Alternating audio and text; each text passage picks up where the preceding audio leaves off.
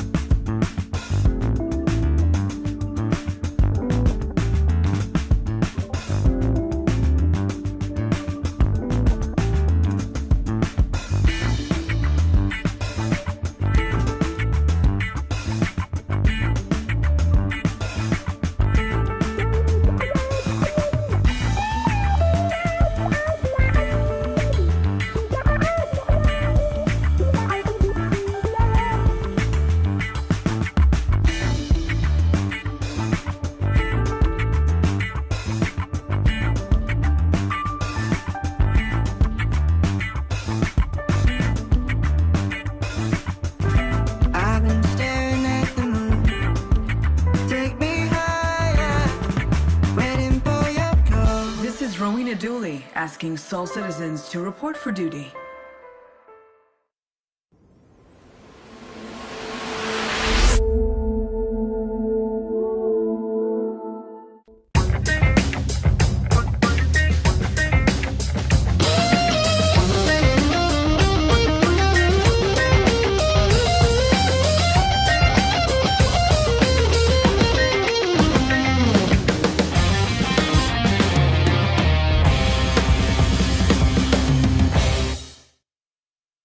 Hey, greetings. Welcome back to Soul Voices. I'm GriffinGamingRPG. Today is Saturday, September the 7th. And I hope you guys are doing well. We're kicking off another month, picking up some more topics today. Soul Voices is our one-on-one conversation where you get to come in and share your thoughts with me on the topics that I pick from Spectrum, from Reddit, from the Star Citizen community, or whatever else I might think of. And so hopefully you guys will be able to jump in today. Love to hear from you. Love to hear your voices. This is a community show. You get to hear enough of me on Sunday. So hopefully we'll get to hear from you guys on today. Our topic for today is quick, fast, in a hurry. I don't know how many of you guys have ever heard that phrase or used that phrase before. But yeah, that's going to be our topic for today. Save that toward the end as always. I think you guys will find it interesting. I'm going to talk a little bit about Disneyland, Disney World. We're going to have some fun with the conversation today on that. Hopefully you guys have been getting some time in playing update 3.24. It's been an interesting ride from PTU to the live servers, and yeah, it's been interesting. CIG last weekend, as you guys know, the week before they dropped it, and I was really surprised to see how much time and effort was going into getting that patch up to snuff. It was not really in a good place for a lot of players when it came out. And I think Saturday and Sunday even, they were still doing work and dropping patches, and almost every day there was a 4 gig update going out for the game. And even on yesterday, we got another update. And they also opened up the PTU. I know many of you guys have been trying out or watching, if you're Ivakati, have been watching the new Atlas from Argo that people were already rumored about. I think about a week or two ago, we saw it in one of the cargo ISC. We saw the little, mech looking thingy off to the side, and people wondered, is that going to be some type of loader, or would it be some type of a power armor? But with it being in a hangar, with it being based around cargo, I figured it probably would be a cargo loader, which it is. And it seems like people are really enjoying this new piece of equipment that's coming to the game. And I hate to say it, it almost seems to be, for some people in relation to moving cargo, a game changer. Ooh, you know how much I hate that phrase. But it seems to be something that people are enjoying. Cyberwolf, you've got a Class 2 license. Okay, that means you could go do alien fighting pretty soon then, right? I like that. little aliens reference there. Very cool. Good to have you with us, Cyberwolf. Yeah, let me give out some shout outs to some folks who are here anyway. We've got a lot of folks already here. Pops in Space is here. FC Fast Card is here. Thanks for being here as always. Really appreciate you guys being here on a Saturday. Vader Undersock Zoc, thank you for being here as well. Thank you. You guys are awesome. Let's see who else I see here. Is that Julio Reyes? Yeah, there's quite a few people here already. Thank you guys for being here. New Soul, thank you for being here as well. All right, let's jump into it because we've got some topics to cover today. Let's see. Let me find the magic button here. Boom. And let's go to our first topic. This first one is from Spectrum. It's from Kill MrKill. Kill at or amperstamp, whatever way you want to say it. But there he is. Kill MrKill. That's what's Kill MrKill. All right. The question is, hey, CIG, this still you? Interesting question. But we're going to drop the link in for you guys and you can take a look at it. It's a fairly short post this time. He says, I've been a dedicated player of Star Citizen for years, and I've been collecting Star Citizen memorabilia for years. And in one of my recent finds, there was a book intended for CIG employees. In it, there is a statement that reads, our community and players are our partners. They're making the games with us, and therefore we share our work with them every step of the way. By communicating directly with the players and implementing their feedback in a close to as real time as possible, in as close to real time as possible, in collaborative, transparent game development. There's a little bit more to this, and unfortunately, I didn't put it in there. So let me make sure I read the whole thing here for you guys, because there was one more sentence here. I don't think I put it in. No, I didn't. You know what? I can put it in here, though, I think. I don't know if I can put it in here or not. Let me read the rest of it. This quote is a powerful reminder of what made so many of us passionate about the game. The idea that we, the players, are truly part of the development journey. But lately, it feels like that partnership has been lost. The recent patches and changes don't seem to reflect the feedback of the community, and it feels like our voices are no longer heard. CIG, I hope you can get back on track and reconnect with the player base. We're here because we believe in this project. We want to help shape it. Please listen to our community. Let's get back to building this game together the way it was always meant to be. Okay. And then there's some photos that the poster put in here showing the book. This book that was, I guess, sent out to employees, kind of like one of those welcome to the company kind of things.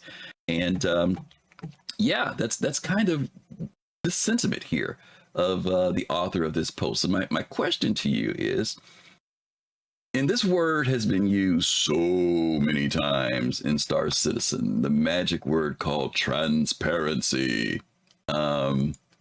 How transparent do you feel CIG is? Do you feel that there should be more transparency? Do you think that there should be more of a feel of partnership when it comes to the development of the game? Do you feel that there's a certain percentage that we as players have in relation to the development of the game, and there's a certain percentage that, you know, maybe we don't have access to? Maybe there's just some things we just don't get to know about. So yeah, give me your thoughts on that. Okay, let me start bringing some folks in. We've got Pops in Space. I think he was player number 1. We'll bring him in. Pops, you there? Yeah, yes, I am. Hey, how are you, my friend? Okay. Good. You know,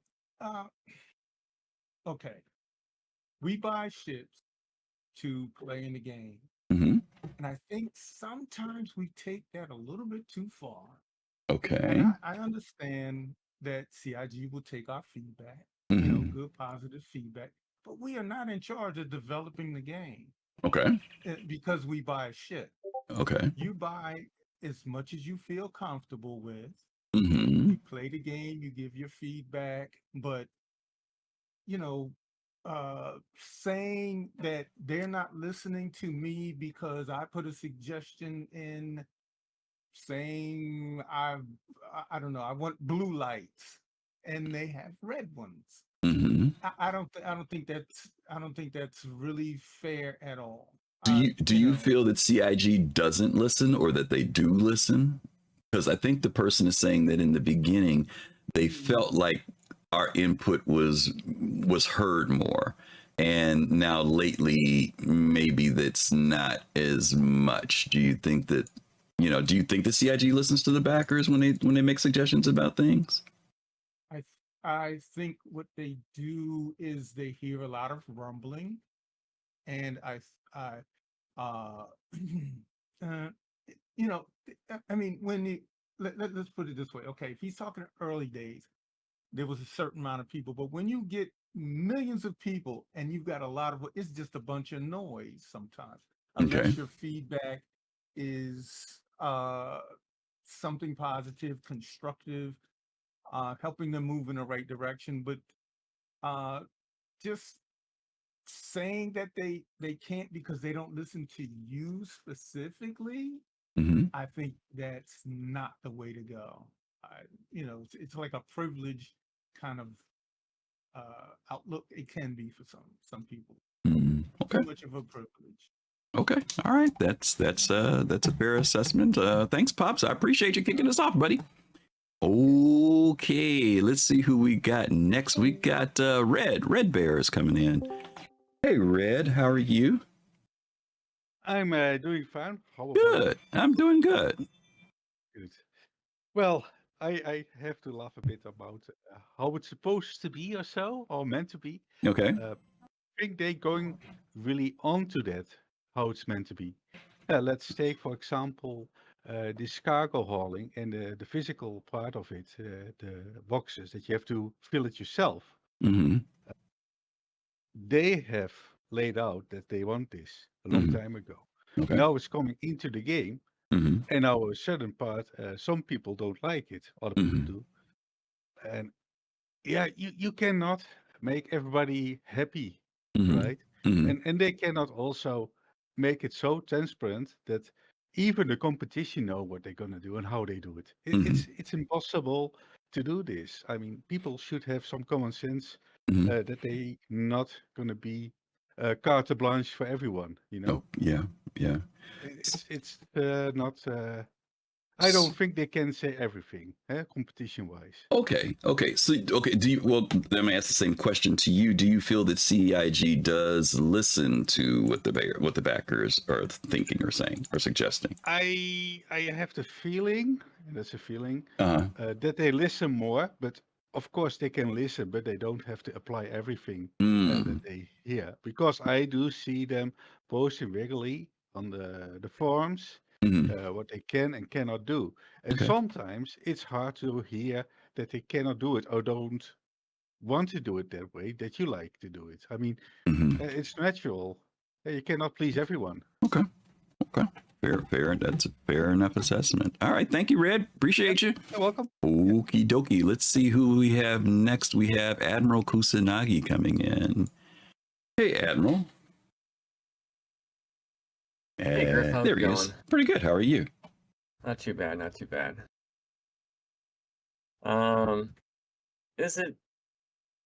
Here's the thing about giving us so much information. I think a lot of people like myself, I don't like to hear everything going on. I want to be surprised when I go to a new area. I want to hear about what they're working on and be like, hey, this might have this and that might have this, but don't show it to me so I get there and I've already seen it. So there's definitely pros and cons to that. Have they changed in how they've given us stuff? Maybe by the roadmap a little bit, but they've been pretty still informative of that direction. Well, one comment mentioned the $800 one from Blackguard, and I just want to remind him that or them that Squadron 42 is probably taking up 50% of that money. So, and that's almost done. So think of it that way. At least 50%. But in terms of the rest of the game, I mean, look at Squadron 42. They've been very, very quiet. They show us what they've been working on with last CitizenCon. We see huge improvements since 2017 to 2023, and everyone's looking forward to that at CitizenCon, and hopefully, what's coming into the PU. So it's kind of like a give and take type of thing of like what Jade said, there's a lot of people around, and it's hard to keep everybody happy. Mhm. At the 4 million or 5 million people, and I don't get me going with how many accounts that because there's so many people with so many accounts. Mhm.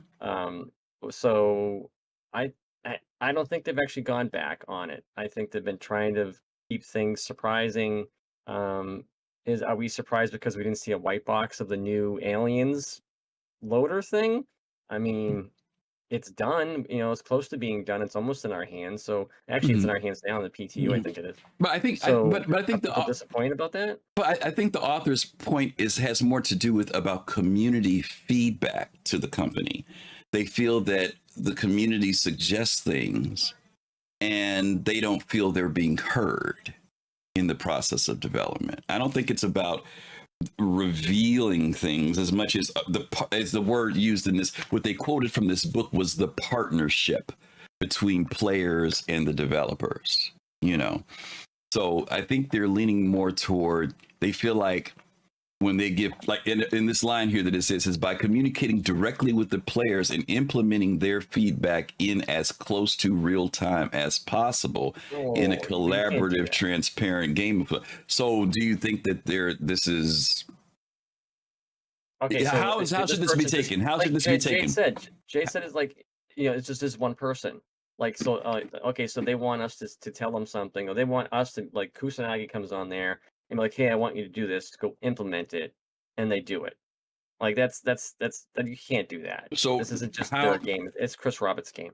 But this is Chris Roberts saying it, so it's not the player saying it. This is what Chris Roberts said.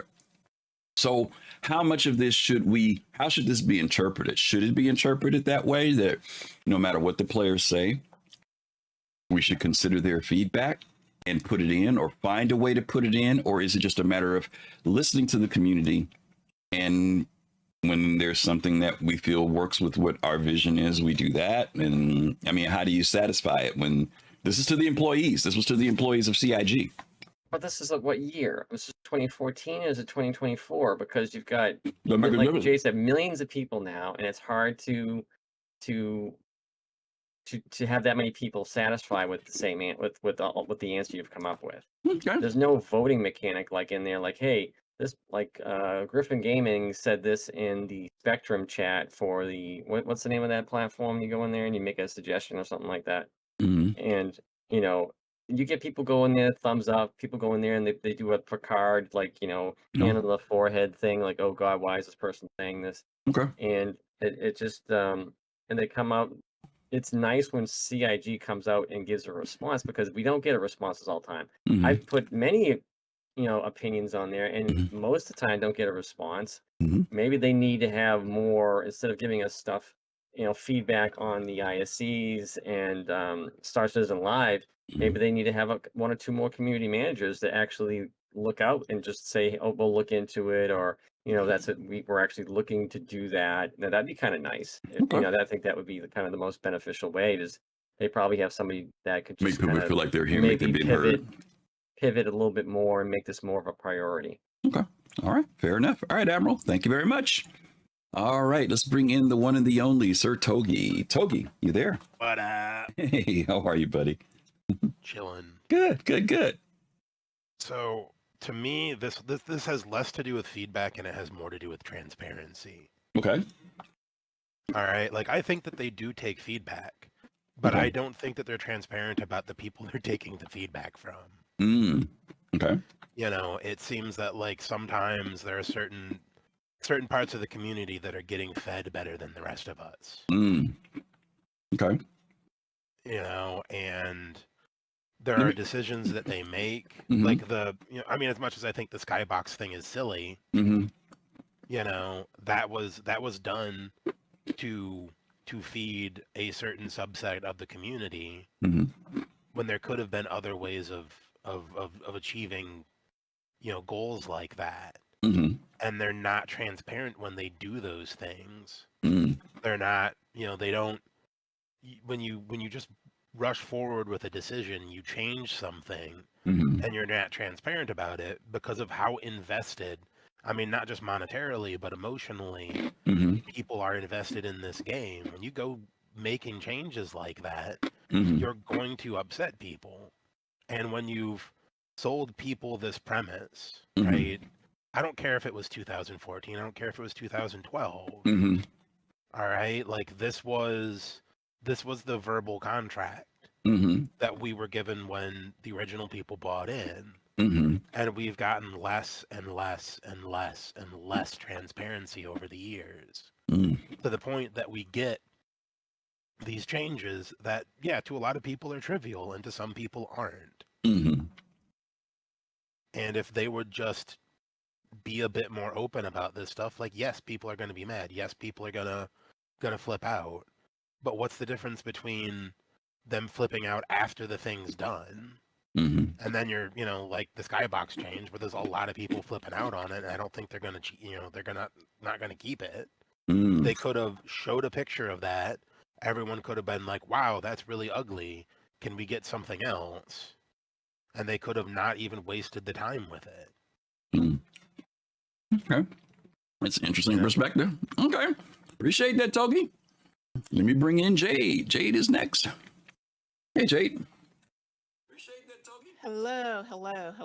How are you? All right. So the way I read that whole thing is, as Togi said, a lot of it had to do with transparency. I mean, I know there are discords that CIG hangs out on for input on things like combat, Mm-hmm.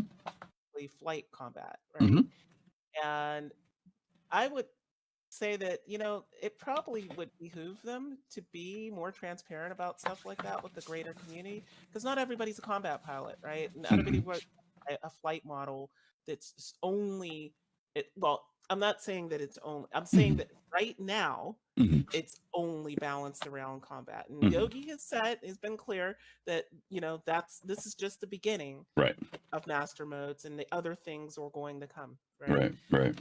So but I think that maybe if CIG were more clear on things like that from the start, that Mhm. there would be a better feeling Mhm. in the community about things like that. But I also want to address something about that Pop said, where I think he might have assumed that this person was talking about what they personally wanted, Mhm. but I didn't read it like that. I read it like CIG had this, this document, this book that they put out that said we listen to our community. Mhm. To me, that doesn't mean individuals. That means community consensus. Mhm. So if the community says something like, "We really hate that green skybox Mhm. in Stanton," Mhm.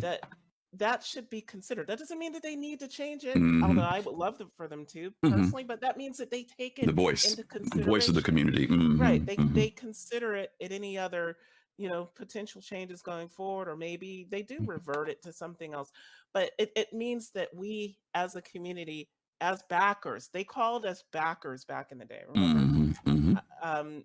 We back the game, we back the project. The Mhm. reason CIG still exists in 2024 is because we back this game. Mhm. And nobody should ever get it twisted to where they think that this game would exist without us, because it wouldn't. Mhm. CIG themselves say it. Chris Roberts himself says it. Sandy Mhm. says it, right? Mhm. So we do have a voice. Mhm. The other thing, though, is the people who are engaged, super engaged, are a minority of the 4 million backers. Right? Mhm. There aren't 4 million people on Reddit and Spectrum saying this stuff. So it has to be seen in that context too. Mhm. Right? Mhm. Good point. I think those are all very valid good points, particularly about the collective voice of the community. I think that is very, very important way to view things as well. Thanks, Jade. Good stuff. Thank you. Mhm. Let's bring in Axis 096. There he is. Axis, how are you?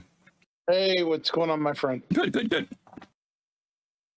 I gotta add to what Jade's saying. There Mhm. is definitely a lack of transparency on several fronts. I mean, I know they're in different discords, but definitely before CitizenCon every year, there is a information drought.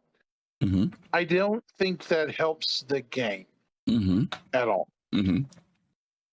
You know what I'm saying, Griff? Mhm. I'm listening. Oh, I can barely hear you. Hold on. I'm listening. Oh, yeah.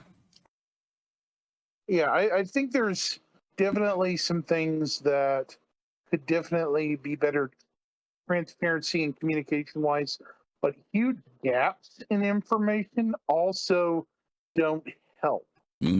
Like, how long is the typical gap before CitizenCon every year? 3 months? That's a long time for people to assume things. Well, let me ask a question.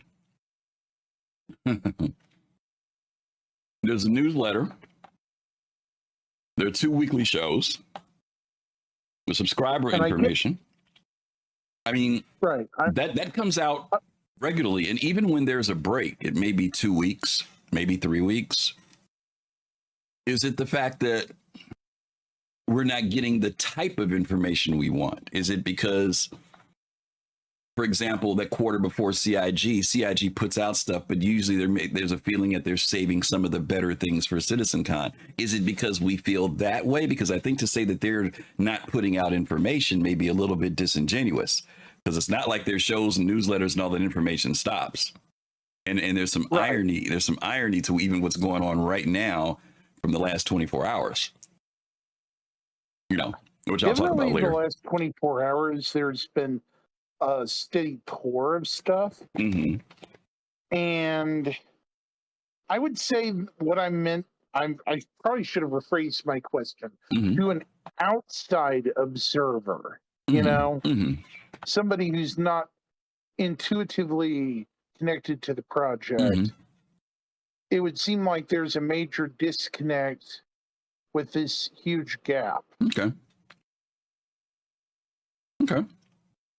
Could be. I mean, that's all I was going to say. This time of season, and I mean, plenty of us have identified and called this is the drought season, right? When things seem to get pulled back a little bit. We know that they're preparing for CitCon.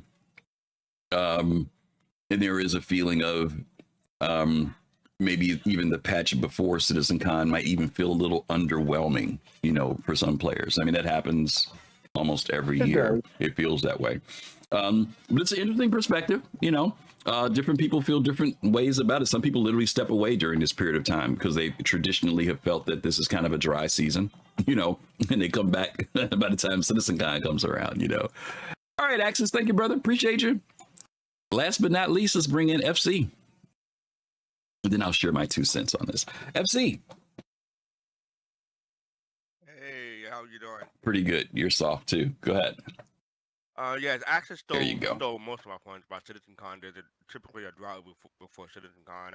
3 months may seem like a long time, but they do try to fill it with some ISG stuff. And you know, what can you do when you want to have a good presentation in October or November or whenever that is? Let me examine. Hold on a second. Hold on a second. Let me examine this drought idea.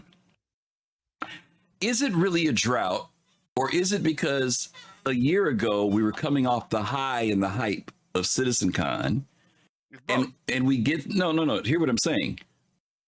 We're coming off of that, and we're very hungry at that moment for whatever. And CIG usually wows us with IAE, right? And then we get through the holiday season, and then we look forward to Invictus, which is a couple months later, and we get wowed again usually. But then from May to September, there ain't a lot of wow going on. So my question is about it being a drought. Is that because these different activities, October CitizenCon, November IAE, February, March, next brand new year patch comes out, which usually has a lot of stuff from those other 2 things kick in. But then from May to August or September, there ain't a lot happening. Is that why it feels like it's a drought? Yeah, but yeah. See, I was just saying, but I think it's drought because of the ISC and the SCL. They feel like at least from my understanding, they feel like the content that's given from the subscribers that you know the subscribers paid for doesn't seem to be as up to par in the build up from May to September than from August to from May to August, and then from August to October. Okay. And the other thing is, you're talking about transparency. People want more transparency. When CIG used to have their roadmap extend beyond a year, whenever something didn't make it, the community would push back. And when CIG they just did it to one pass ahead a time, that mostly went away. Mm-hmm. So you know, it would be nice if the community could handle that much information, but it doesn't seem like they can.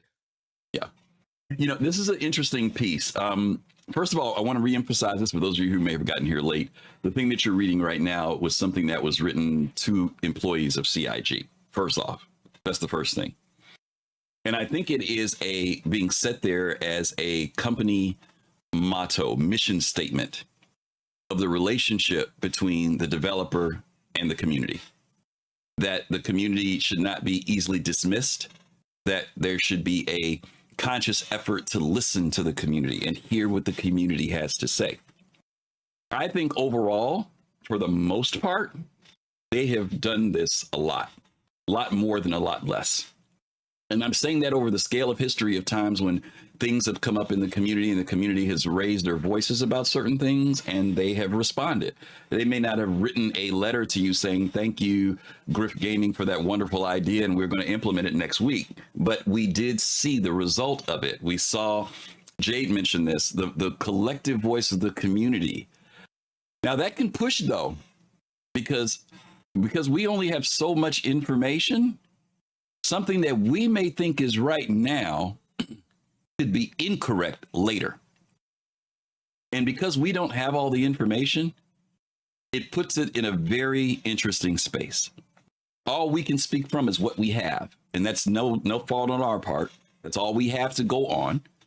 You know, we have to be careful of our dreams and our aspirations because we can throw those in the pot too, which could be way off from what Chris Roberts' dream is of the game.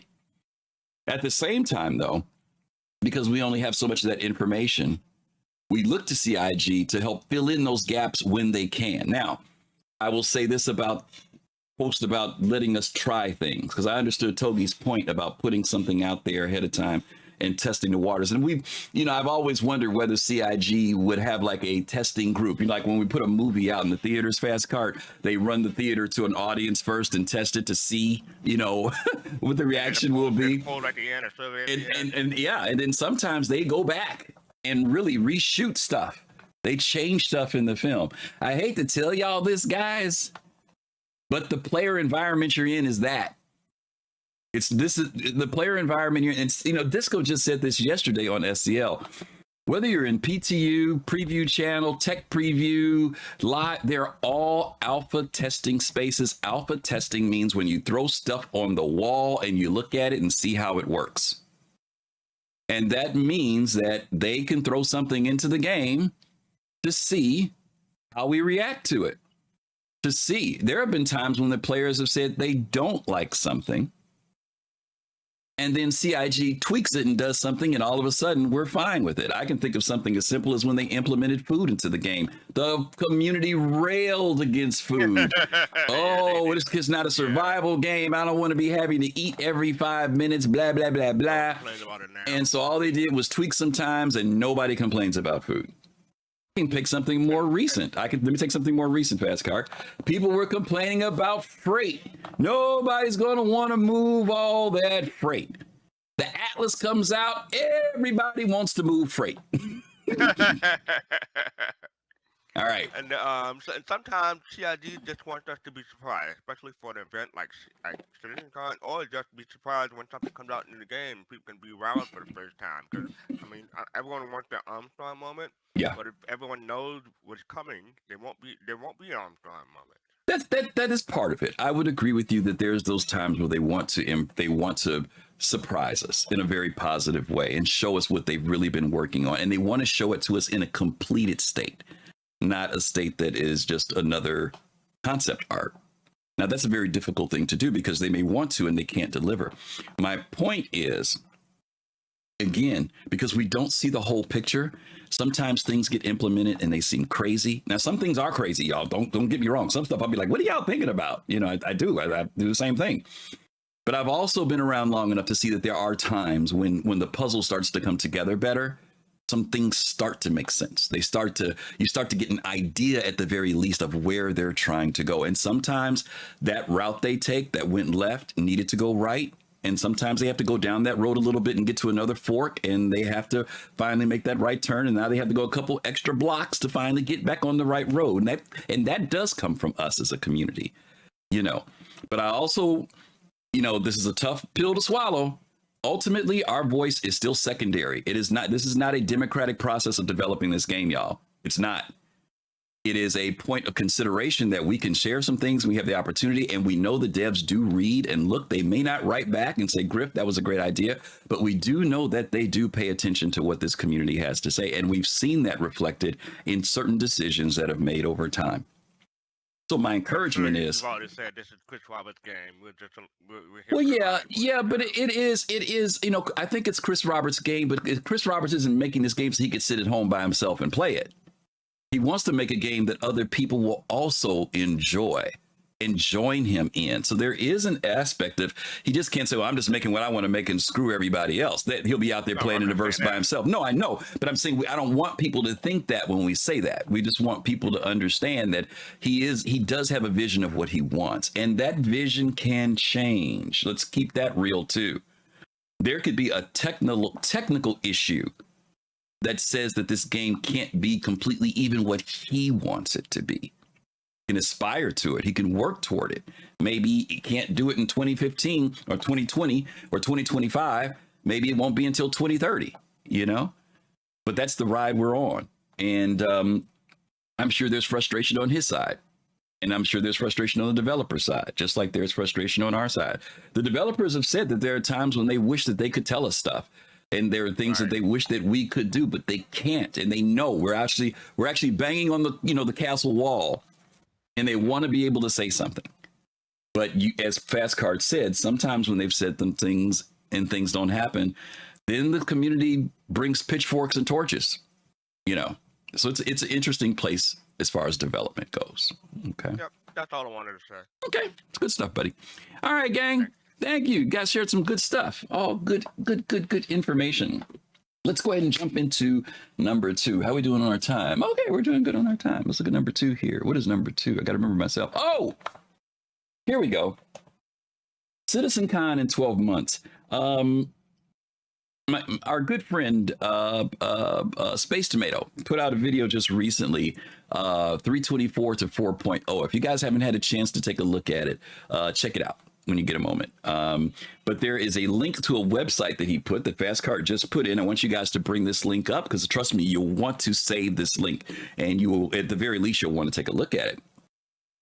It's a friend of his who put together a website that basically is tracking the information that was shared at CitizenCon last year through this year, you know, and basically saying, you know, what has been completed, what has CIG been able to do over that period of time. And we're like in month number 10 now, right? So it's an interesting piece. I don't know, unfortunately, I don't know how frequently it's updated, but I'm going to assume that it's updated pretty frequently. But it's got some really good information. So I'm going to bring this up for you guys so you can take a look at it with me. And if you've got it on, bring it on your computer, feel free to bring it up. But there's a breakdown here of 27 out of 56 items that were listed that have been released so far. Okay. And so some of these things may be, when you go down this list, there are going to be some things that we saw in Squadron, some things that they talked about being in the persistent universe, some stuff that's being worked on right now. So, you know, just kind of go with it, but you'll get the general idea of where they're trying to go with this. Okay. So here we go. He's got this list here called the biggest features at a glance. Okay. Red means unreleased, green means released. Okay. Who's very happy to be here? Exploitation. Thank you. Thank you for being here. Happy to have you here with us. Appreciate that. And Charles, DCI. I'm sorry I missed that earlier. Thank you for that resub. Appreciate it. Appreciate it. Appreciate you. Okay. So here we go. Static server meshing.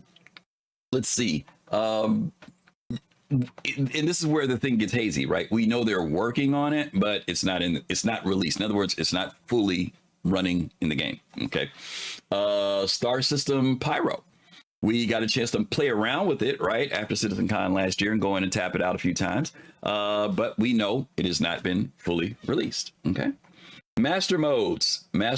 Yes, we do have master modes that has been released and in the game and still being tested. FPS, HUD and UI. We know that there was a dramatic change in that for our gameplay, which most of us liked. Some things that could be tweaked, but it was definitely an improvement. Personal hangers. We have that now as of 324, where we can go into our own personalized hanger that is all yours, and you can decorate and have other things and bring your ship all cool and stuff. Okay. Engineering. We got a taste of that into the Arena Commander. Some of you guys got a chance to go in and monkey around with the A2 and test out engineering with the fuses and all that stuff. But we know that there's more to do with that. But that's that. Let's see. Why am I? Okay, here we go. Base building. Lots of folks looking forward to seeing base building. I have a certain feeling about base building, and some of it has to do with the fact that CIG has been implementing adding furniture, right? And I kind of feel like that's kind of like them leading us up to something.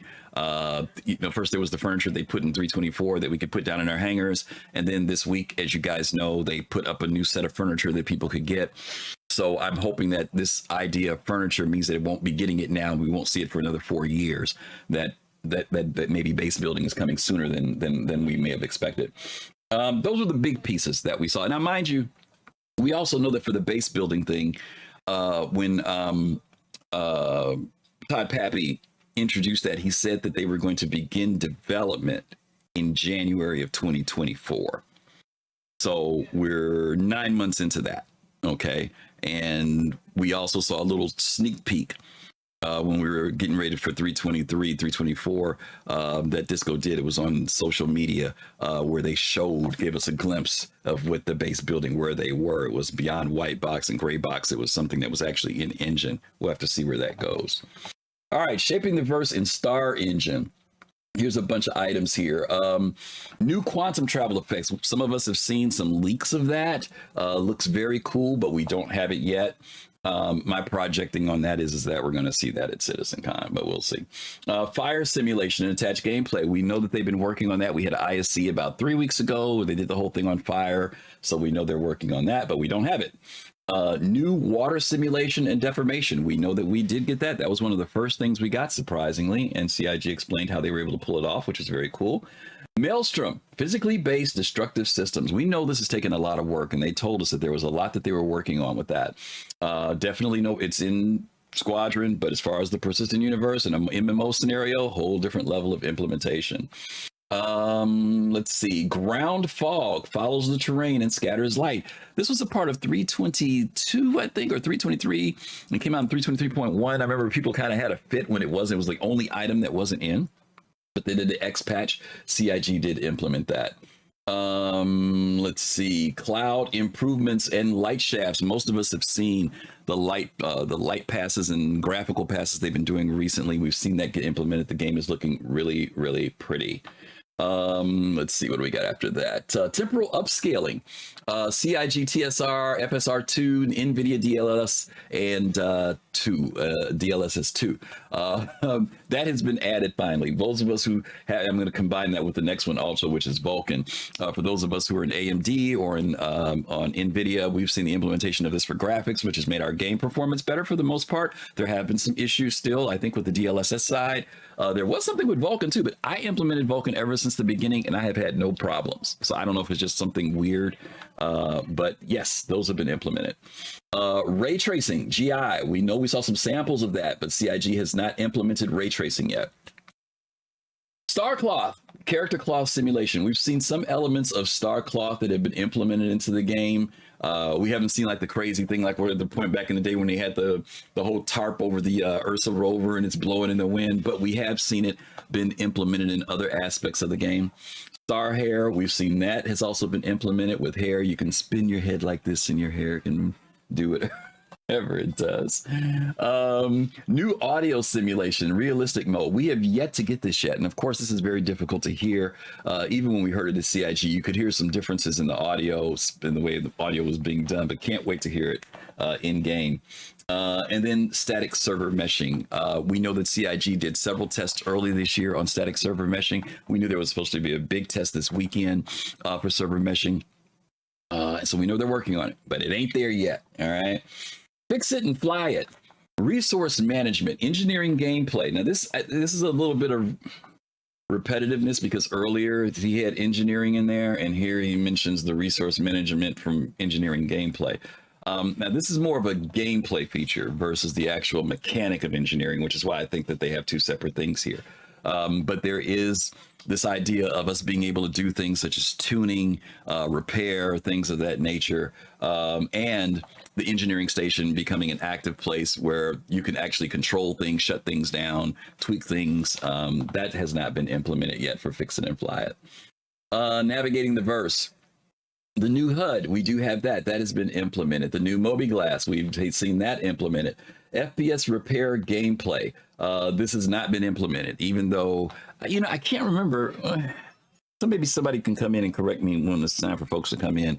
I can't remember when we were on the A2, if it was just you took your multi-tool out and just pointed it. I know that we don't have it in the game.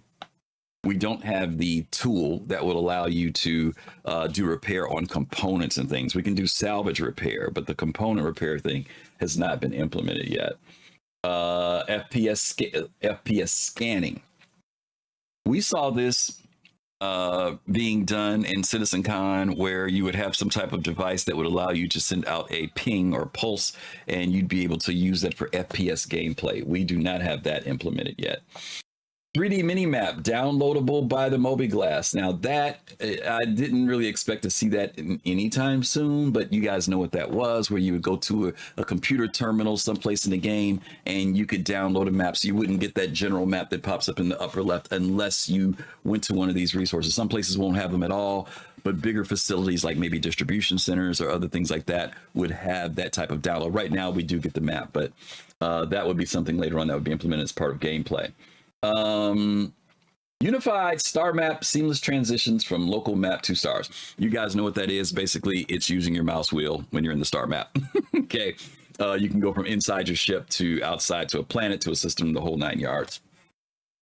Path routing with pins. They implemented that into the little mini map thing. You can do path routing in there and say where you want it, so you can see a path to get where you're going. I can't believe I'm remembering it, what half of this stuff is. Data running.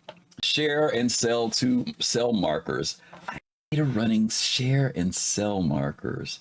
I don't remember. See, I spoke too soon, right? I don't remember what that was in CitizenCon. Maybe somebody can come in later on and tell me what the heck that was. Okay. Let's go on here. Character advancement. Frontier clothing. We have seen samples of it, but we haven't gotten it yet in the game, but we know that that's probably going to be something more that we're going to see in Pyro. But they did say some of the elements from Pyro would also be in Stanton. Rough and Ready Gang. We know that's in Pyro. We're waiting on that. Headhunters Gang. That's in Pyro. Now, they said that that's been done. Oh, wait. Let me back up a little bit. Yeah, that's interesting. Headhunters. Are they in Stanton? He says we got it. I don't know. Oh, we did? Jade, we got some of it? Okay, yep, Jade's the fashionista. Jade says we did get some of the Frontier clothing in Stanton. Okay, thanks, Jade. Okay. No, okay, yeah, nope. That's what I thought. They're in Pyros. Why does he have Headhunters checked off here? Maybe he's just saying that the Headhunters gang is done because CIG said that they were finished with them. But even though we don't have Pyro, that's a weird one. Player hygiene gameplay. We don't have that yet. Can't sneak up the place yet. New hairstyles. We did get the first set of the first tier 0 of the new hairstyles. There's another one coming. New character heads. We got those as well. New character creator with sculpting mode. We all got that. We've all been having fun with that, making our own characters. There was a huge amount of time with that. Life in the first person. 0G EVA experience update. We got that. We got the first implementation of it, even though there were some aspects of it that we didn't get, like push pull, but we did get the first tier of it. First tier 2 of it, I think, of EVA. Player traversal updates, prone, ladder, and slide. We don't have all of that. the new versions of it. Yes, you can go prone, but there was a new version of it where you could roll over and be laying down and fire. All that other stuff was supposed to get implemented into the game. Being able to jump from ladders and sliding across, that was not implemented yet. Radiation. Those of us who went to Pyro remember radiation. Even though they have put the decontamination pins in, until we get to Pyro, we won't be seeing radiation. This is why it's kind of difficult, because we don't have Pyro yet. A lot of this, if we had Pyro, would check off the marks. Inner thought updates. We know that the inner thoughts were updated. Player animated interactions. This is talking about stuff like, if you remember, they showed us in the Squadron 42 thing.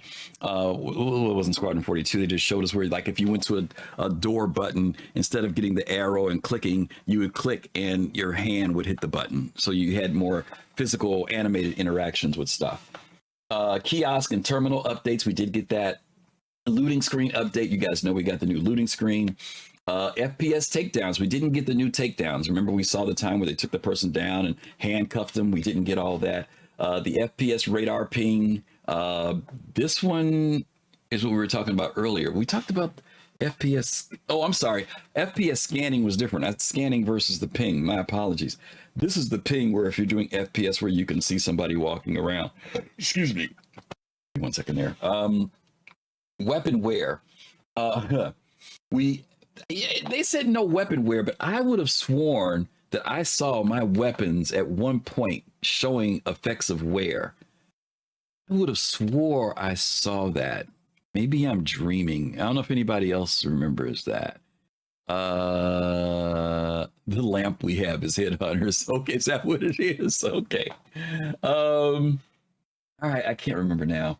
Weapon scope improvements. They did do some tweaking to weapon scope. Some of us know we got the new scopes in the game just recently. Togi has informed me that out of the 5 that he got, only 1 of them worked at the time. So the low light scopes have been put in, but they're not working.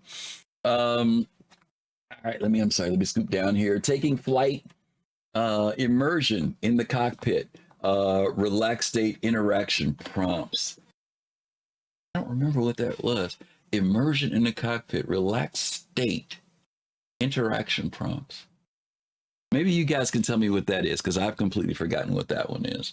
Complete ship HUD rework. We know that that's coming. The new HUDs. In fact, if I'm remembering correctly, next week, I think on the next ISC, they're going to be showing us the new HUD stuff that they're doing. The new MFDs and stuff are coming. Oh, that's what's name. Okay, then ship to helmet MFD casting.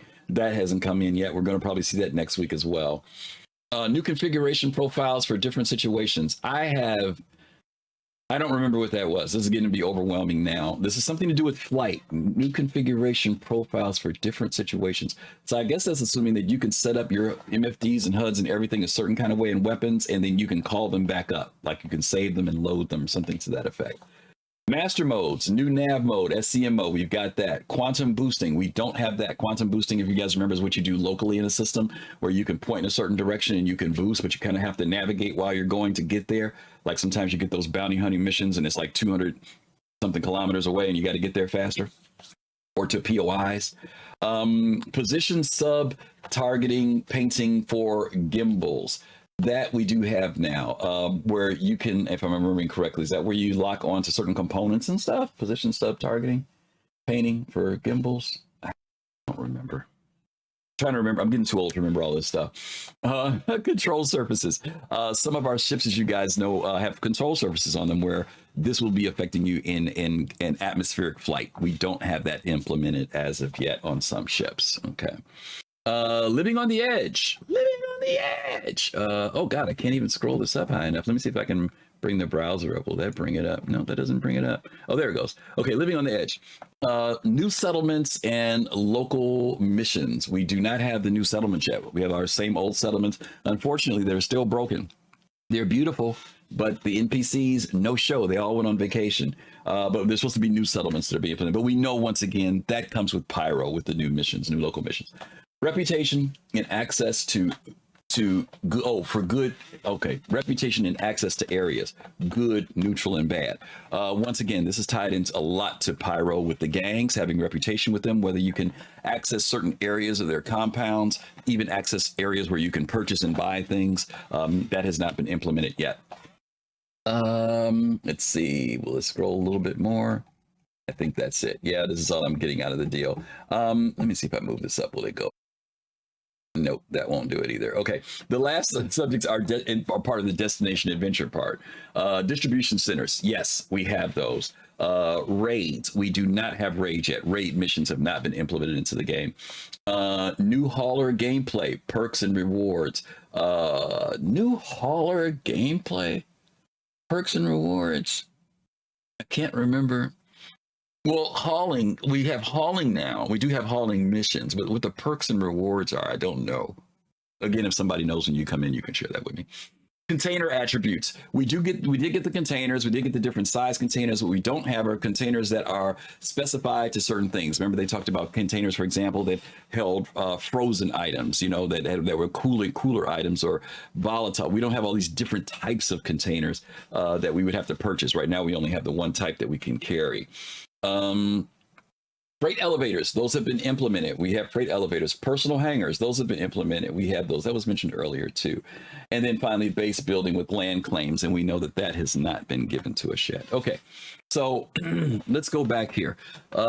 Any thoughts? A lot of this stuff, do you feel that a lot of this stuff, once Pyro comes in, we will jump from 27 out of 56. Where do you think we'll land? If there were 56 items that were listed that Chris Roberts said that you'll get within a year. And that statement of within a year is interesting to me because there's the idea of from October to October or October to the end of the year. Whichever one you want to go with. 2 more months, what do I care at this point? You know, I'm not going to get into the whole point. Well, they said they'd have it by October, or I could care less. Let's just say that if it comes out this year, okay. Out of these numbers, 27 out of 56, where do you think we will land? Do you think we'll land at 28? Do you think we'll hit all 56? 45? Give me your number. Give me your thoughts, particularly in light of where we are with Pyro and stuff. All right, we got Togi. Togi's in line here. Let's bring him in. Hey, Togi. What up? Whoa, there he is.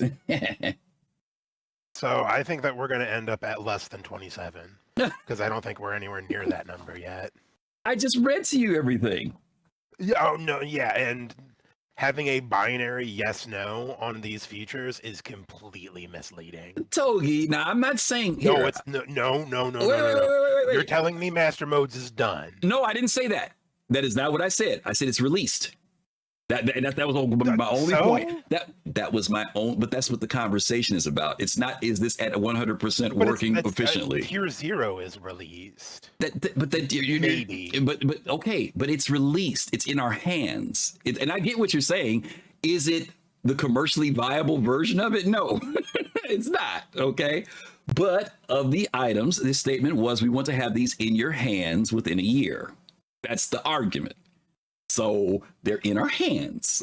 May not be working, maybe busted, maybe not working correctly, but it's in our hands. So barely. Okay, I'll take barely. Kind of falling through our hands.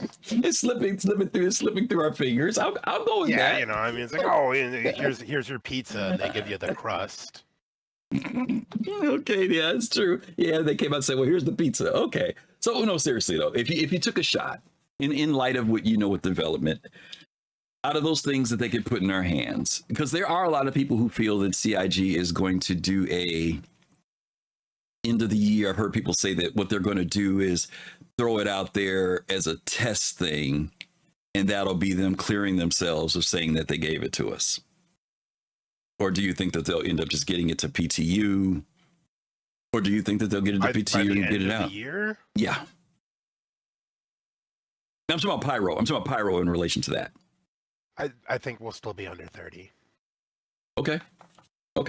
Only 3 items. Okay. So we go from 27 to 30 at the most by... Well, and that's... I mean, specifically the stuff that's slated for 324. specifically I stuff. don't Okay, think that we're gonna okay. get You don't think we're gonna get? 4.0 You don't by think the we'll end get of the past that? Okay. Fair enough. All right, buddy. Thank you much.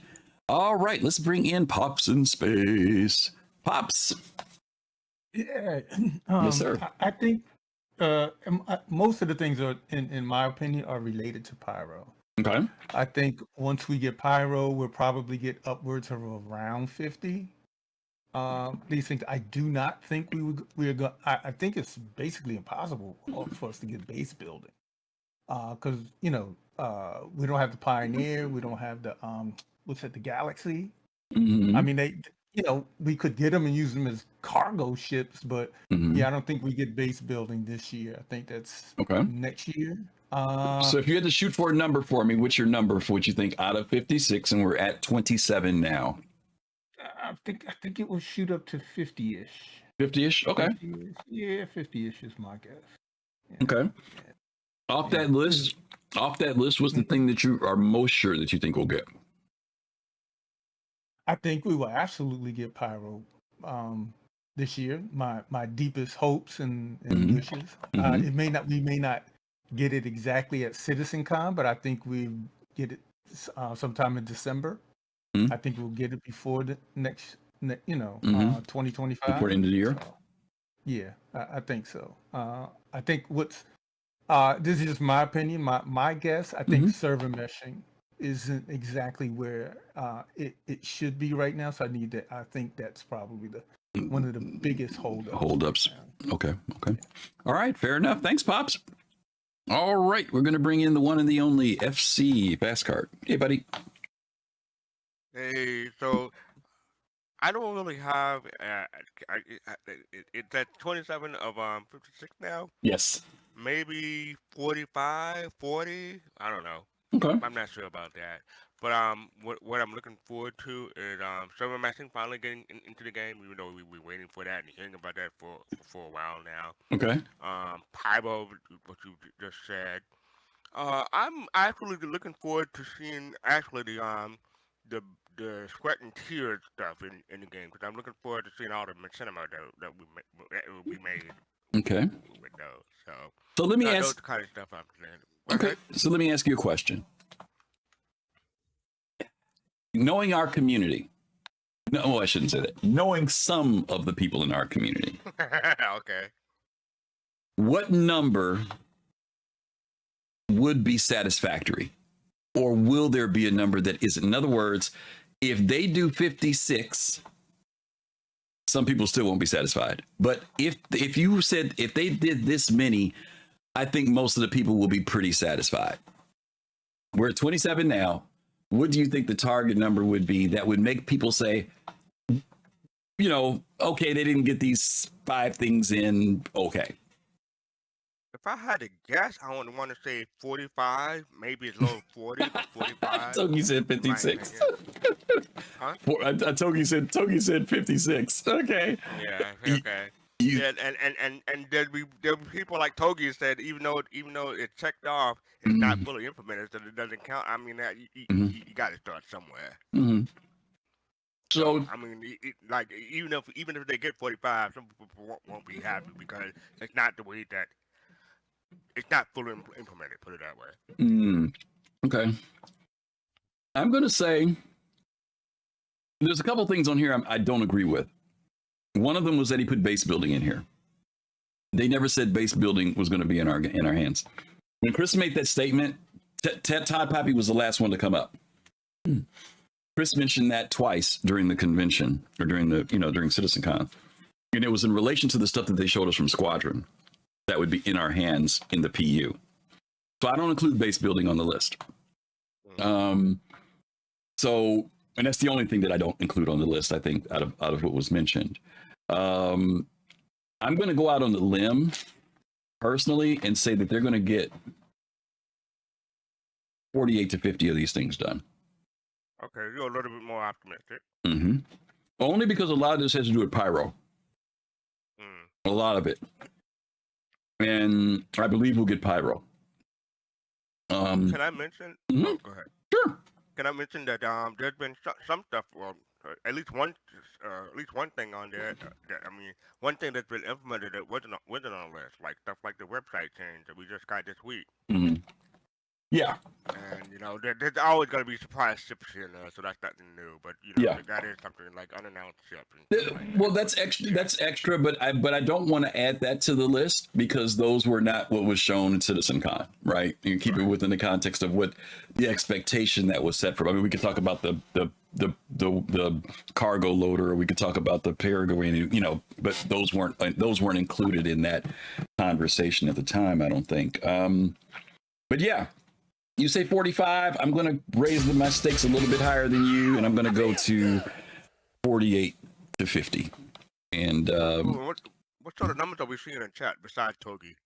there were a couple other people put some stuff in here. I saw. Let's see.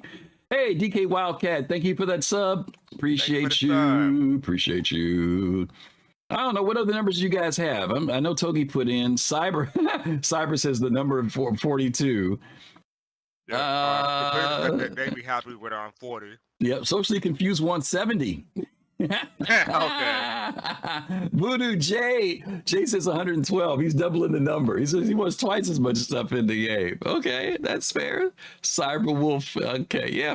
Answer's always 42. All right, we'll see. I hate to tell you this, gang, but we're not that far away.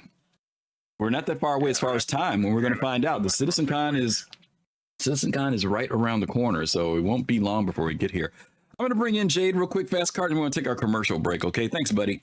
Let me bring in Jade, then we're going to take our little commercial break here. Hey, Jade. Commercial break, okay? Thanks, buddy. Yeah. All right, so the number I think people would be happy with would be like right around 50. Okay. Yeah, and I agree with you. I think I said between 50 and 52. Okay. Because most of what is on this list is very, very pyro-centric. Mm-hmm.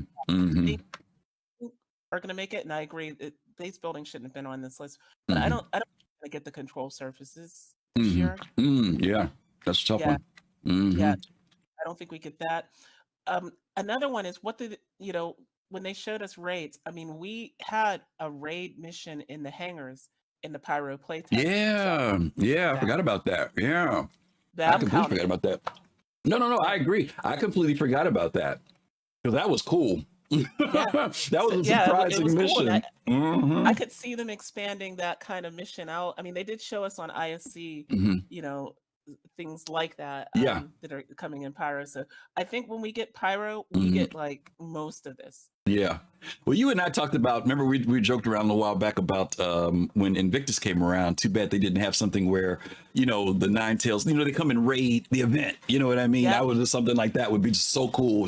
Some type of activity that would, because when you first hooked me up to the whole thing about them painting the, the marks and stuff on the walls and stuff, I was like, oh man, that would be really cool if they kind of had a dynamic crash, the thing. But, that was a lot of dreaming from my part. But yeah, like when they did the IE last year, they had Xenothreat. Yes, Xenothreat. Yes. I would love to ask them, what was that for? Yeah. Was there intended to be an event where they I did wanted something? it. I was all about it. It. Absolutely. That would have been so cool, but you'll see, but yeah, you're right. I forgot all about the raids at the hangars. And I remember stumbling into that. I just went over and some people from Test were doing it and I didn't know what was going on. So I flew to that station and just walked into all this madness that was going on. It was such a cool mission to do. It was one of the few missions I did get to do in Pyro, in fact. One of the things I like about that mission and some of what they showed us recently on ISC is that they're now giving us missions that we don't have to necessarily leave the place that we are. Yes, absolutely. Absolutely. Makes a big difference too. And those stations, and hence the scale of the stations and stuff too. I mean, it gives you that room to, if you want to engage. It's like the distribution centers, right? And people keep forgetting the distribution centers that we have are mediums. They're not larges, so you could have something going on. Large ones. Well, I'm just saying, the mediums right now, you could have something going on one side of the building and it's totally unaware of something that's on the other side of the building, right? So God forbid what the large is going to look like. Jeez, oh Pete. Yeah. All right, good points, Jade. Thanks for bringing that in. Thank you. Okay. All righty, gang. Good stuff. All right. So we'll see if we can appease the masses, if we can make the natives a little less restless by the amount of stuff that gets turned in. I'm hoping that I'm hoping that we get the majority of this stuff. You know, will we get all of it? It would be a first. Let's just say that. It would be a first for us to get all of it. All right, we're going to take a quick commercial break, and then we're going to come back, and we're going to hit our final topic for the day. We only got 3 topics today, so we're going to have some fun with that one. See you in a bit. Okie dokie, okie dokie, okie dokie. If you are seeing me, that means you are probably a subscriber. So thank you guys, as always, for your dedication, whether you've just given once or whether you've given for 50 something months. I don't even know how long we've been around. 40. We've been out 4 years now. So yeah, somebody could have actually done 50 months. I think Standard Dev is probably at 51 or 52 months. I think he was like our first person that subbed to us. So I always recognize him for that. But thank you guys, as always. Hopefully you guys are checking out our new video too that we did for the producers called The Dream Stompers. If you haven't seen it, take a look at it. This is probably like our most viewed one. Almost, well, no, it got a lot of views within one day, which we were really surprised by. So check it out when you get some time. Talking about is anybody destroying the dream of Star Citizen? Is it the developers or is it the backers? So check it out. Let us know what you think. Make sure you leave a comment in there for us. And thanks again for the support. Okay. Alrighty, we are back. It is our this is our final topic. This one is actually one of my things that I was thinking about. We titled today's show "Quick, Fast, and in a Hurry." And I don't know, like I said, I don't know if you guys have ever heard that phrase before. Quick, fast, and in a hurry. But it's a phrase that we use, and I wanted to talk about it in light of something that I observed on yesterday. As you guys know, CIG launched the Atlas, the Argo Atlas, the power loader. And it was interesting to see when it came out, to see the reaction. People were very excited about it. People watched very quickly. There were YouTube videos like, wow, you know, I thought the F8 came out, you know. People, they're making videos like within an hour. Videos are out on this thing. A lot of excitement for it. And as I watched and I listened, and then Colossal, he said, "Hey, Griff, if you want to come try it out, you can." I say, look at it, ladies. Come on. I'm like, look at it, ladies. Like, come on, I got it for you.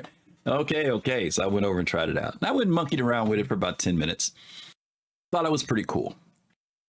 And if Togi and I were having great conversations about this a week ago, because Togi's really into the hangar and being able to move equipment around, and he had talked about this thing, and he actually kind of sparked my curiosity a little bit more about it, because I just kind of said, okay, it's a loader, you know, it's just a different loader. But it's been interesting to see the enthusiasm around it. Now, there's another side to this, though, and I said this earlier in the show. When CIG implemented the personal hangars and the idea of moving freight, there was always a little bit of trepidation by a lot of players about moving boxes, especially when all we had were 1/8 inch boxes, right? 1/8 boxes, rather, 1/8 SCU boxes, not inches, SCU boxes. Then we got the 1 SCU box, and people kind of sighed a little bit of relief. But then it was like, man, if I got to fill up my freaking C2 642, no. Then they came out with, well, there's a 2 and a 4 and an 8 and a 16 and a 32, and people sighed a little bit of relief again. But then when they bring in the hangars and the freight elevators, and it's like, you got to load these ships and you got to think about logistics, people got trepidation again and got kind of weirded out once again. Not to mention that CIG has talked about weight and balancing and everything else that's coming later on. We won't even get into that subject, okay? But all we had was a multi-tool.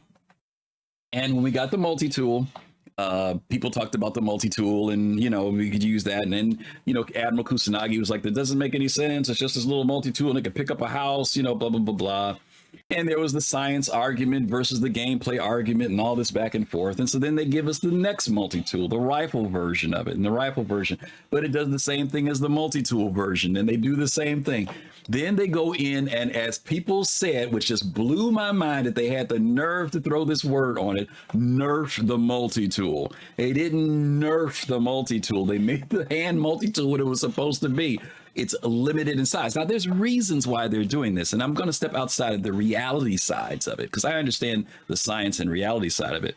But from an economic standpoint and a progression standpoint of starting somewhere small and working your way up in a game, you evolve, right? That's what gives you a feeling of satisfaction. If I bought one multi-tool that does everything, I never have to think about it again. There's nothing to go for anymore. There's no challenge. I've got this one item that does everything.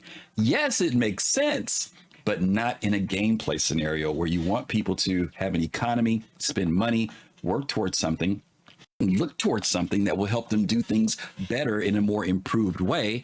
And now I need the rifle one, because now I got the rifle one. I can pick up a size 8 and I can pick up a this, right? And if I get the big mech guy, I can move the 32, you know, but that's a part of gameplay design. Okay. Nothing to do with reality, just gameplay design. And finding the balance between those is fair. One of the questions I asked folks in chat last night when I was watching them with this, I said, what is the purpose of having this? Now, I know what the purpose is. It's to move cargo. But my question was in relation to, as you look at cargo and freight as a whole picture, how do these different items work? What is their purpose? Why are they there? What is their meaning? What is their significance? What differentiates them? Why do I want them? Do I need to own all three? Is there a reason why I need to carry all three? For example, in the Atlas yesterday, I thought it was very cool, but I was like, if I'm out there moving boxes on a ramp in Microtech and a Boreal Stalker starts coming after me, I ain't gonna be able to get out of that thing fast enough. Okay. So having that may not be such a great thing in that scenario. The rifle may be the thing that makes way more sense in that moment, where I can get something very quickly to it, boom, boom, boom, boom, and go. Do I want to climb into this suit, break it out, walk it down the ramp, go outside, do this, that, and the other, blah, blah, blah. Something starts beating on me from the outside, and I'm stuck in this thing. So yeah, I'm trying to look at what is the method behind the madness? What's on CIG's mind when they're coming up with stuff, okay? So that kind of gives you guys, yeah, give you a Yeti hug. Yeah, okay, socially confused. Yeah. Yeah, this ain't aliens. You know what I mean? I think that thing is going to pick that thing up and throw it across the thing. So the reason why I'm mentioning this is because a week ago, many people in the community were bemoaning the idea of moving freight and cargo. And then yesterday, the Atlas comes out. And I heard all that go away for a lot of people. Some people probably still feel that way, but there are a lot of people who was like, oh, this is going to be great. You know, I can move my cargo and just snap and blah, blah, blah. And my point is that this goes back to what we were talking about earlier about not having the whole picture of what CIG wants to do in the development process. That maybe there was a solution, but they had to evolve to that solution. And I know there are some people who say, why don't they just put that out first? That's not how it works. You know, there's the process of development. There's the process of us as a community giving feedback. There's the process of technologies. There's the process of maybe this technology is ready, but this one isn't ready. There's all these different dynamics that make it a progression in development, in the game development for Star Citizen. So, and sometimes we're just guinea pigs at the early stages, and those early stages are painful in development. As we go along, though, things get better.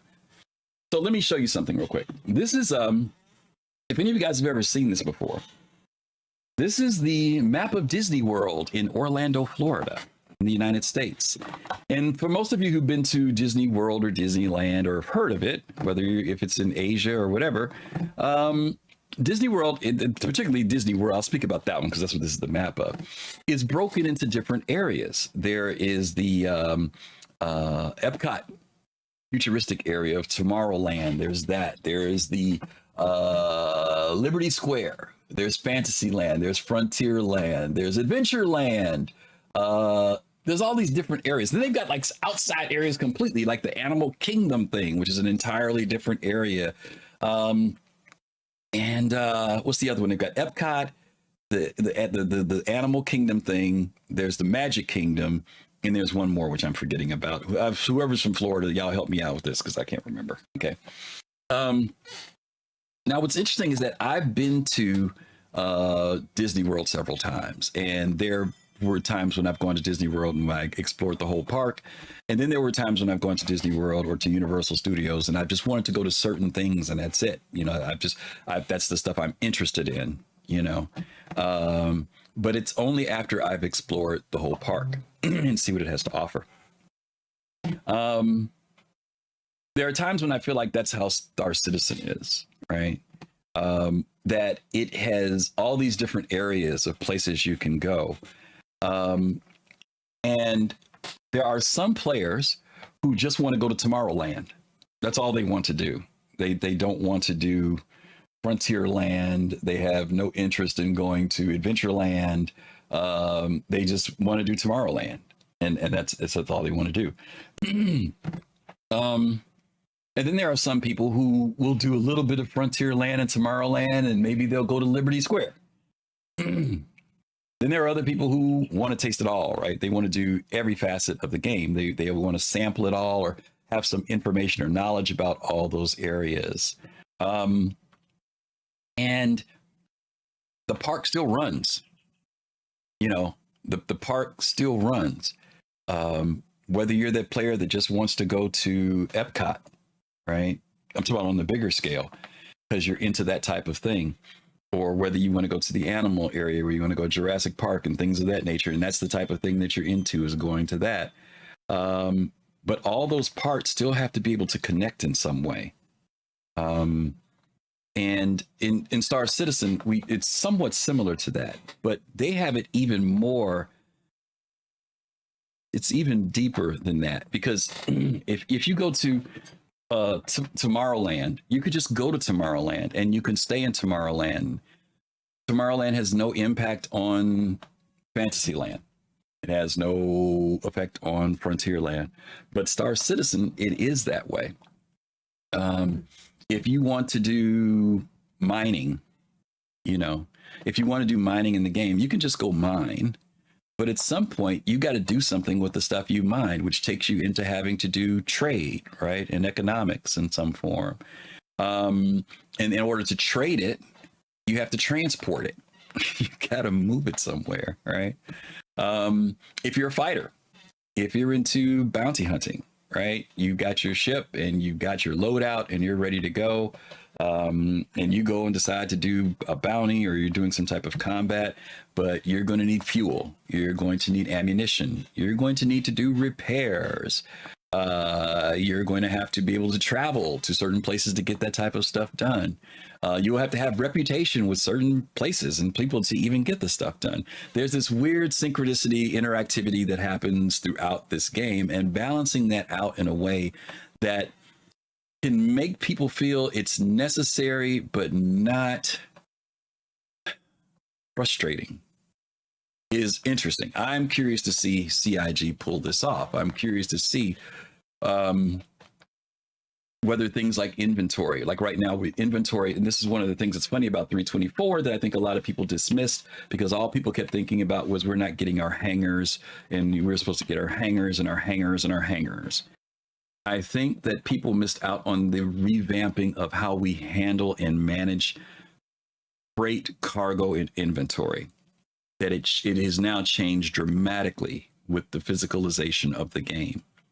And because it's changed so much the way the game is played, it feels rough right now, because we've gotten used to, whether we want to admit it or not, we've gotten used to the system that was there before. And a lot of times when we get used to something, we have an attitude of, if it ain't broke, don't fix it, right? That's kind of how we feel. It was working before. Yeah, I remember how much it was working. I remember how busted inventory was back in the day too. And I think you can admit that it was busted. It worked, but it was not perfect. Now, it doesn't mean that the new system that we have now is perfect with the item banks, storage areas, but CIG has tried to do some things to change that. One of the things that got changed was that our personal items and things are now in the item banks right away. We don't have to put them in the warehouse. I think the warehouse needs to be a warehouse. It's a place where I store stuff, but I would rather that my item bank be the place where if I need things locally and to access them fairly quickly, until we get places like our habs and our rooms where we can store things and put things up. And I think even then that's going to be limited just because of space. I think the item banks can still be relevant. I don't need to have all 50 of my guns in my room, in my hab, but I do want to be able to get quick access to them if needed. And I like the fact that there's this interaction now that works between the warehouse and the item bank versus everything being in the warehouse in the beginning. I think that was a bad decision. I understood what they were doing, but in a gameplay scenario, it wasn't. And once again, that's why we have alpha. This is why we test. This is why we say, hey, this ain't working so hot. We got to do a better way of doing it. So I think that that's important. But I think the reason why this is called quick, fast, in a hurry is that limited development, in the early stages of development, things happen faster. For example, mining in the beginning would just be a matter of pointing your laser at something, increasing the volume, the intensity, and that was it. But as you guys know, anybody who mines knows that mining is way more complicated than that now. It's a lot more involved now. There's more options and opportunities and things like that. And doing that in such a way that it doesn't become cumbersome, but it makes sense and it feels right is the thing that they have to do. Does it feel right? Does it feel like this is what you should be doing? And also keeping players interested in that. So the last week I've been doing inventory and I've been just doing some stuff that I'd never done before. I mean, I've done it before, but I was really focused about what I was doing. I'd usually never use the mule. I've never used the mule other than to ride around in it. You know, I've tested it, but that was it. Well, this week I took a box and I took a 1 SCU box, and this is not the way it's going to be later. I'm just working within the context of how the game works now. Took that 1 SCU box, filled it up with all the things that I normally would wear as far as my flight suit, my armor pieces and all that stuff. And that's all that box was. Then I did another box that had all the weapons that I would normally put on a ship. If it was a carrack, that meant I had something like, 16, 8, 16. Yes, I had like 34 weapons or 36 weapons in that one crate. I had that. Then I had 2 small 1/8 SCU boxes. One of them had food, medical supplies and stuff like medical supplies, multi-tools, things like that. The other one had food and this, that, and the other. And I loaded all this stuff on the mule. Unfortunately, that front fork doesn't work. If that front fork worked, I could have did it in one movement. And I took all that stuff and drove up to my carrack and took it inside. And once it was inside, disconnected the boxes, put them where they need to go. Boom, one trip. Came out. That was great. It worked. But that's the way the game works now. Do I see the game working that way later? Maybe. The thing that was frustrating was when I wanted to go to the gun racks, I had to take out a multi-tool, small one, not the Atlas. Take my 1 SCU box, walk down the catwalk, down the middle of the carrack, all the way back to the weapons area, put the box down, take the weapons out one by one, put them all on the racks, take the box back out, boom. I enjoyed doing it. Was it a bit cumbersome? Yes, but I enjoyed doing it.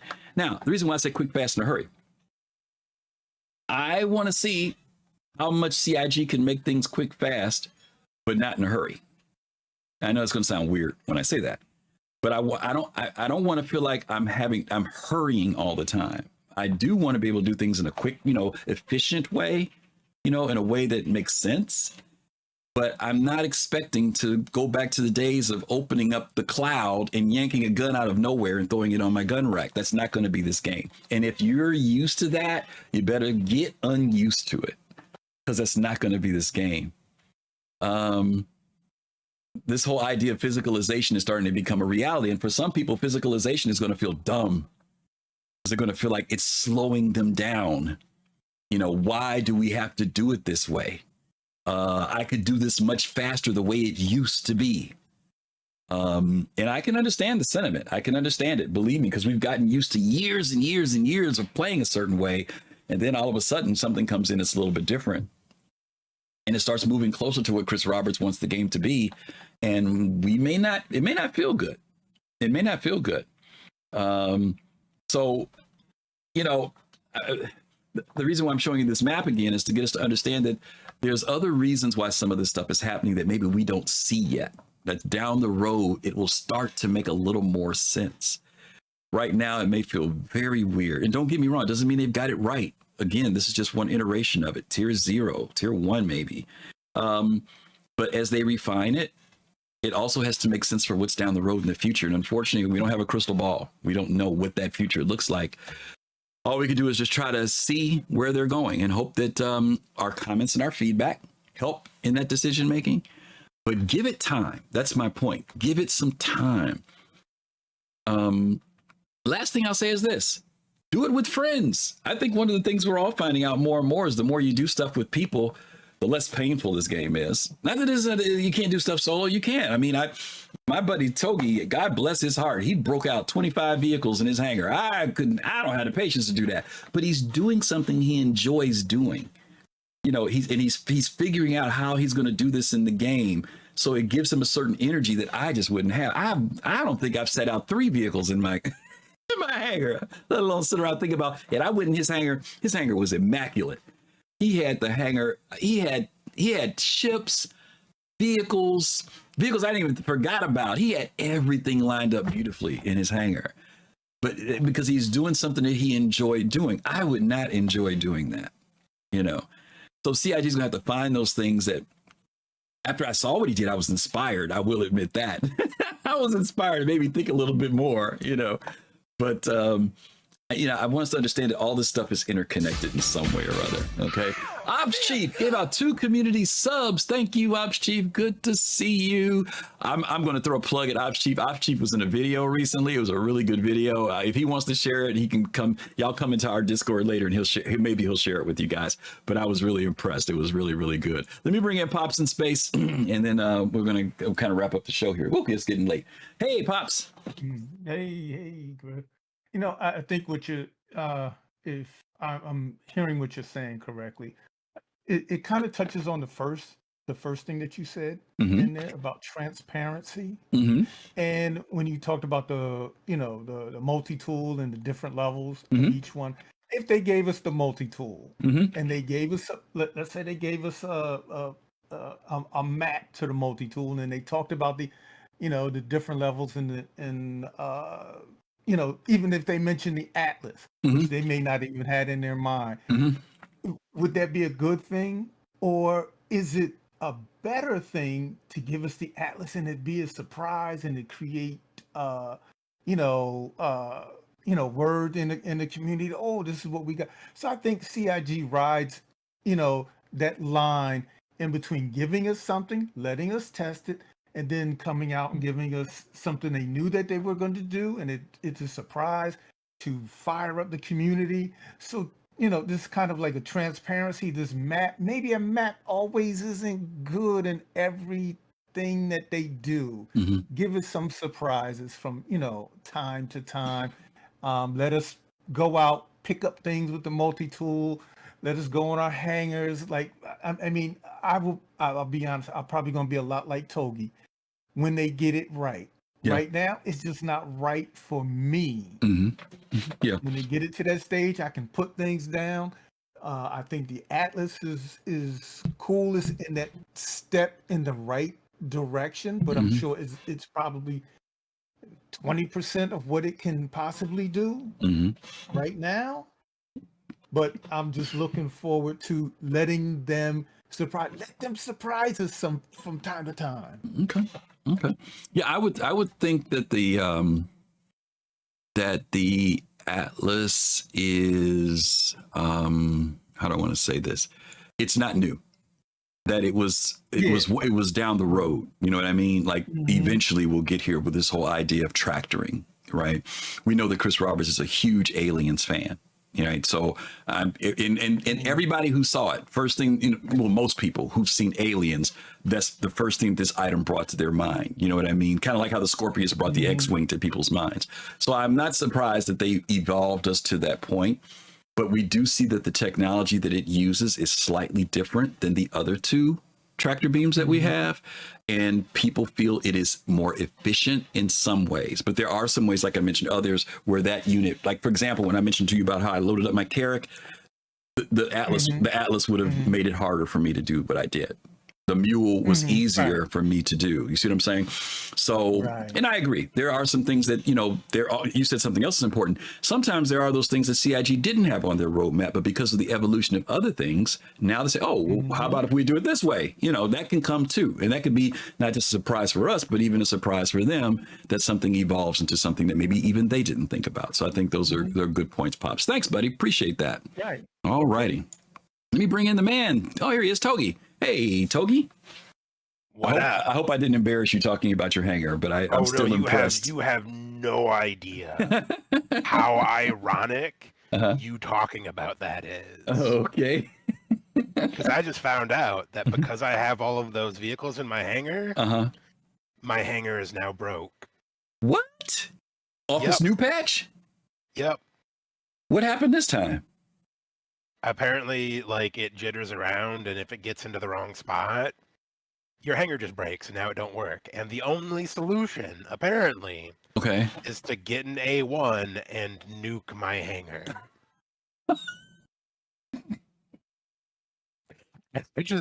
I don't think I can take that. Wait a minute. Wait. I'm not even kidding. Wait a minute. Are you serious? You have to take an A1 flight up to the top and drop a bomb in order to clear the vehicles? Yep. And just nuke it as many times. Just nuke it till it starts working. Just turn everything in there to ash. This is the perfect metaphor for Star Citizen. Okay. Why'd you do this to me, CR? I guess I jinxed it. You heard me talking that trash a minute ago, and then you're like, "Oh, we're gonna get this guy." Well, I hate to say it, but I want to watch you do it. I actually want to see you do it when you do it. I mean, is that a fix? Is that a fix for real? I'm gonna cry. But I mean, is that cry today? Wait, I mean, are you being funny, or is that actually a fix to reset the hangar? Serious. That is really. I was talking to the people. And they said that's the only way to fix it. The only way to fix it is that you take the A1 because for whatever the reason, it moves stuff better than the A2 bombs. Okay. And you just nuke the crap out of your hangar until it moves whatever it is that's stopping your hangar from working. So when you say stuff is moving around, so you're saying like all your vehicles and stuff, they're not stable anymore? They're moving around in the hangar? Yeah, I mean, they always move a little bit. Okay. And apparently something moves just right where I mean, they literally, I can't remember what they said. Here, I got the quote from one of the devs. For the hangars that become non-functional, we know the root cause, debris obstruction checks being too harsh in both freight elevators and landing area, preventing either unstow of vehicles or the use of the freight platform. Okay. So if I go to my hangar, I try to press the button, it just doesn't let me go there. It doesn't let you go there at all. So I'm going to have somebody fly me up to a station and then claim my A1, and then go back down, go into the hangar and then drop. And just scorch earth my heart. All right, I'm gonna have to tune in and watch you do that later on. All right, Togi. Well, again, I will say, as I said earlier, guys, when Togi gets his hangar together, wait, you put a video out, didn't you? Was there a video of your hangar?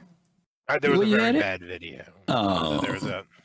Well, okay. I'm sorry if it's a bad video. Forever in my heart. Okay. I mean, hey, it's not like this isn't the third time I've done it online. I know.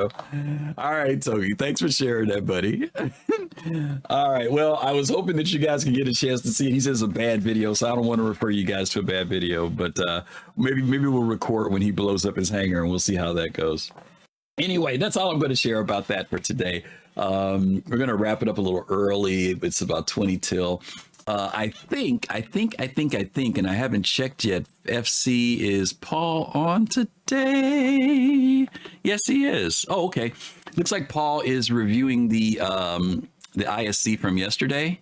So we're gonna have you guys go over and check out Paul Shelley with the Astropub. He's talking with Benoit. He's showing the video rather with Benoit, not that he's talking with him, but it's the show from yesterday with Benoit. Let's see. Let's talk about what we have coming up with Soul Citizens. Today is PodSat Saturday. Well, I guess we'll talk about the show for next week first, for tomorrow.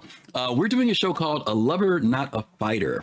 For those of you who are into Star Citizen, and of course we all know that combat is a definite integral part of this game, but there are also other parts of the game that go outside of combat. And so we want to talk about some of those different areas. Star Citizen. So if you're not into the person who wants to go out and kill, you're a lover, not a fighter. We're going to be talking about some of these other areas, and that could be anything from agriculture, farming to exploration, trade. We're going to be talking about some of the stuff is already in the game, but there are other areas that we haven't explored yet. So we're going to be talking about that tomorrow. So for those of you who are a little bit more on the pacifist side of things, and you just want to kind of how to come into space and have a quiet time, hopefully you guys will be able to join us tomorrow for that show at 7 p.m. Eastern time, where we're going to be doing Lover, Not a Fighter.